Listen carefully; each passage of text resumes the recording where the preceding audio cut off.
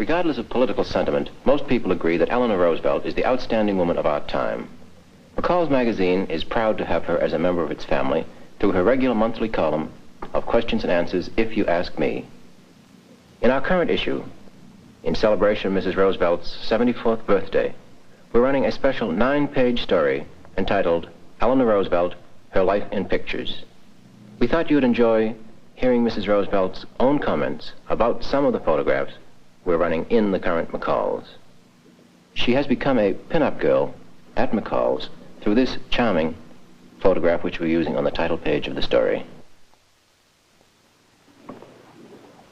I'm flattered and pleased that you've taken this picture, which was taken a year or two after I came back from school in England and had come out in the traditional way in New York.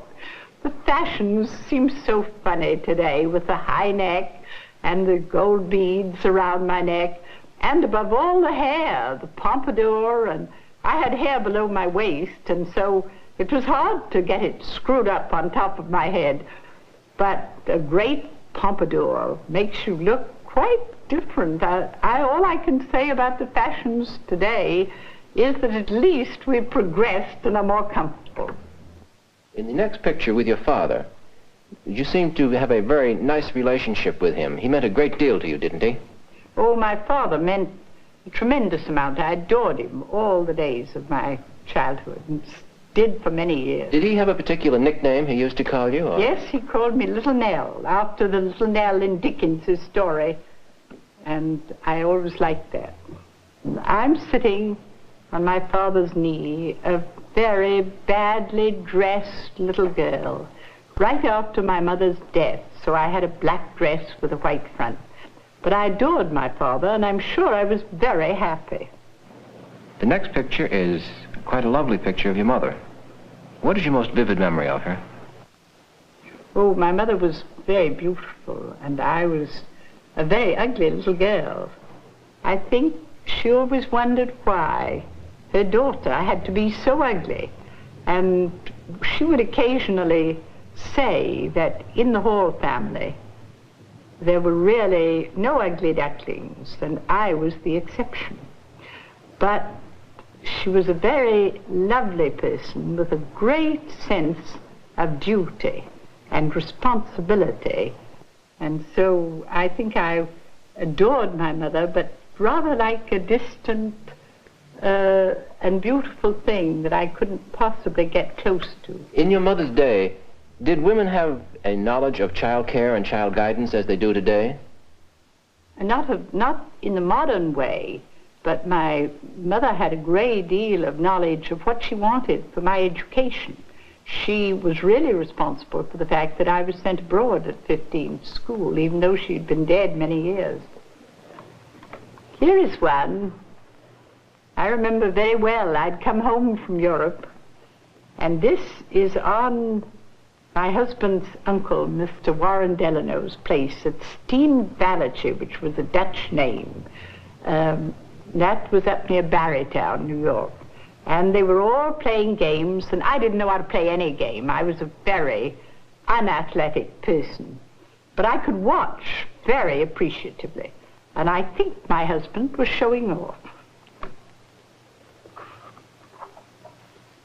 Oh, this one was on the beach, the Herring Cove beach on Campobello Island, across from where our house was. And it looked straight out across the Bay of Fundy to Spain. The water was terribly cold, and we decided to go wading. The beach was pebbly, but there was a little sand on that beach. But I can see that we were on the pebbles, and I doubt very much if either of us enjoyed it, because only a second or two in that water and you will feel completely blue and frozen. This is my wedding picture. I had a lovely bouquet of lilies of the valley, and I've loved them ever since. I think, too, this dress looks very old-fashioned today. I never tried to save it. I naturally took off much of the lace, which was lace my grandmother had worn on her wedding dress. But the satin I went on using, and the train, which was a long train, I kept a piece of for many years in a trunk. It's still, I think, somewhere yellow and worn. You were married, I understand, on St. Patrick's Day. Who was it that gave you away? Oh, my Uncle Theodore Roosevelt, and we were married on St. Patrick's Day because he had to come up for the parade. He was president at the time. Did Franklin Roosevelt have political ambitions at this time? I imagine he toyed with it because Uncle Ted inspired so many young men, but whether he had distinct ambitions as yet, I'm not sure. Do you know what Franklin thought about Theodore Roosevelt's politics? Oh, he had a great admiration for Uncle Ted. Uncle Ted inspired a great many of the young people of the day, particularly with his theory of the strenuous life and the service that people owed their country. Oh, this brings back memories of our first trip abroad. We couldn't have a trip directly after our wedding because my husband was finishing his law school work for the year. And so we waited till the summer, and then we went abroad. And one of the places I had always loved was Venice. And here we are in a gondola, and I remember the old gondolier. He sang songs beautifully, in which my husband joined, and he was a delightful, romantic figure, and I loved the gondolas. Here we are up at Campobello, my husband and our first child, Anna.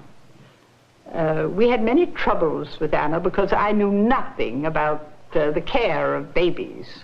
And she had some difficulties, but she was a very nice child. Scotty dogs have become a Roosevelt trademark. Most of us, of course, remember Fowler. And this one, if I remember rightly, was called Duffy, which is the name my Scotch Terrier today is called.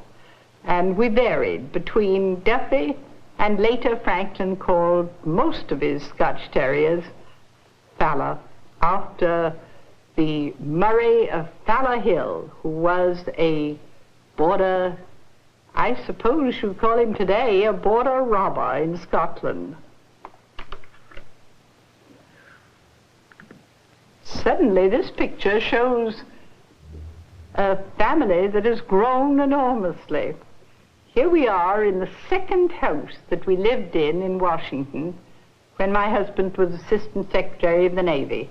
And here are all 5 children.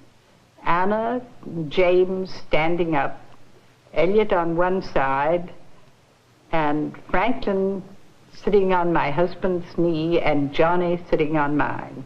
I really have always liked this picture. It was taken on the top floor of the house in a sort of sunroom which we used as a dormitory for the boys. And I think it's a very nice picture. Here you and Franklin are out walking in the snow after the polio attack. Was he actually able to walk on ice? This is perhaps not quite truthful because it looks as though my husband and I, on coming out of church, were walking together in the snow to the car. But as a matter of fact, he would have had to actually walk. He could stand with me and a cane and his braces. But to walk, he would have had to have a sturdier arm than mine. So I think we must have just stood there for a minute so they could have a picture of us both. And this, of course, is election night 1932. This is a picture that I remember not completely happily. It was reading Mr. Hoover's telegram when he conceded Franklin's election. I felt that the responsibility that lay on my husband in the heart of the Depression made this not exactly the happiest moment in our lives. But my husband was always an optimist, and I think for him it was a happy moment.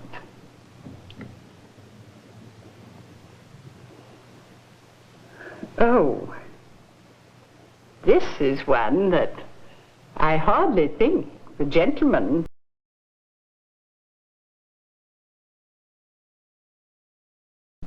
would like to see. I had almost forgotten it had ever been taken. I'm sitting next to Mr. Westbrook Pegler.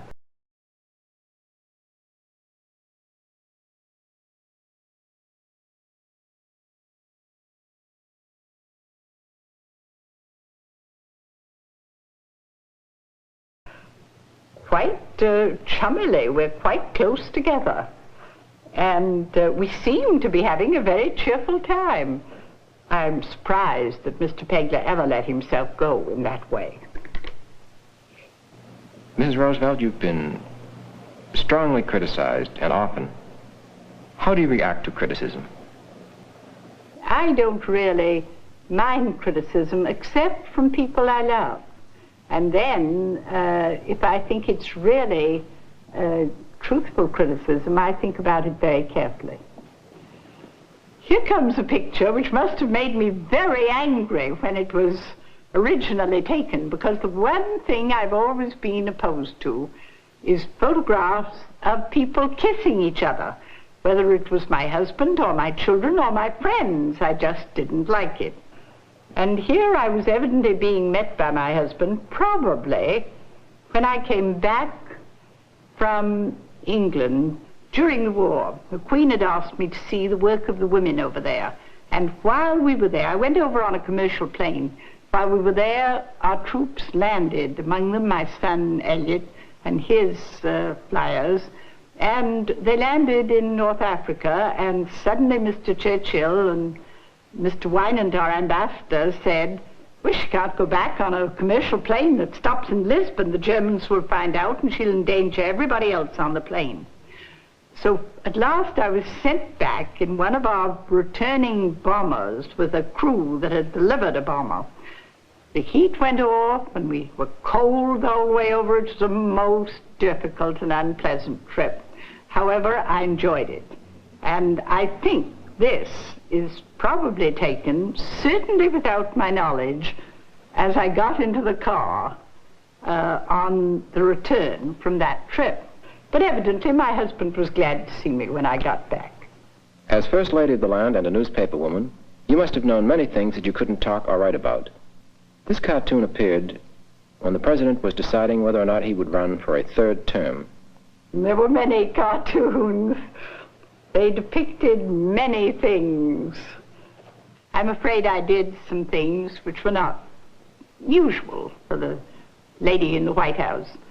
And this shows me sitting up in bed with a typewriter, and I'm supposed to be writing my day. The caption reads, "But it would make such a nice scoop if you'd only tell me, Franklin." Now, of course, there were many others, but I loved this one. It was very amusing because Franklin never told me anything. And now we come to the very last picture, which is with one of my first great-grandson. And I think the picture looks as though both of us were having a very good time. You know, I now have 10 great-grandchildren. The last one has just been born, a little boy, to Elliot's oldest daughter, Chandler Roosevelt. And 10 great-grandchildren is quite a number, even though I have 19 grandchildren. Mrs. Roosevelt, if you had your 10 great-grandchildren sitting around in front of you, what advice would you give them to guide them in growing up? And I think I would say that they have a greater opportunity because they're born in a less rigid mold. They have more opportunity to shape their lives. They will, of course, I believe, have many disappointments, because in life you always have disappointments. But if you have the character which makes you go on striving, I think the young people of today have greater opportunity than ever before. Thank you very much, Mrs. Eleanor Roosevelt, for sharing these moments of nostalgia with us. And we're looking forward to seeing the remainder of Eleanor Roosevelt's life in pictures in the current issue of McCall's Magazine.